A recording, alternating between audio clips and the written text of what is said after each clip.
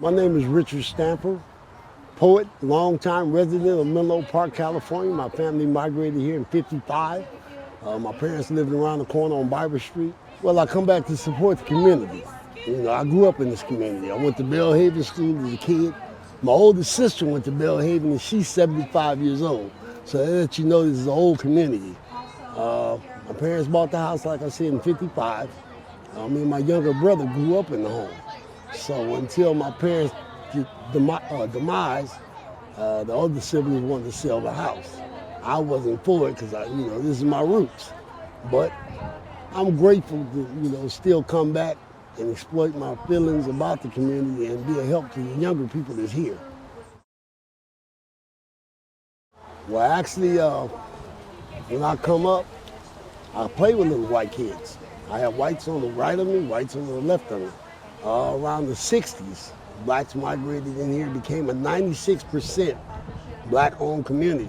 That boys club that you see across the street, we played basketball at that place. They took us all over to every boys club facility in every community where we competed in sports. And that's where a lot of talent came out of this neighborhood.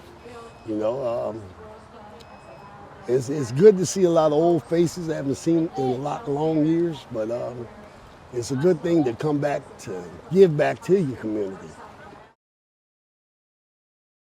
No, they're not teaching it in the schools. They don't teach it in the schools.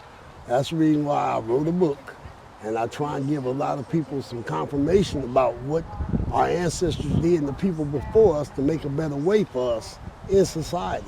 But the young people don't want to listen. They're getting too much negative feedback from this rap music, video games, and all that. They spend more time occupying their time in negative stuff than stuff that's positive. Well, a lot of kids, most kids now, saying black, single mothers are raising them. There's not a strong father figure in their lifestyle, so they're actually being raised from the streets, or either the negativity that they hear, or either gangs. So they need to learn to listen to the elders, trying to find out what we know. Because see, like when I was coming up, I picked my grandparents' brains. I wanted to find out all I could about myself, where I come from, and all that. So it was a blessing to be around older people to learn to get more education about things that happened, what they went through, and try to make a better way for us to not have to go through the same struggles. Yeah, I would leave them a title, one of my poems that I wrote, "Black is Beautiful and Knowledge is Power." And that was quoted to me by my grade school principal, and I took it and made it a poem out of it. Matter of fact, my grade school principal is still teaching at Howard University today in his 80s, still teaching school. I saw him about maybe 3 years ago at the Able Picnic reunion. He was surprised. I still remember that slogan.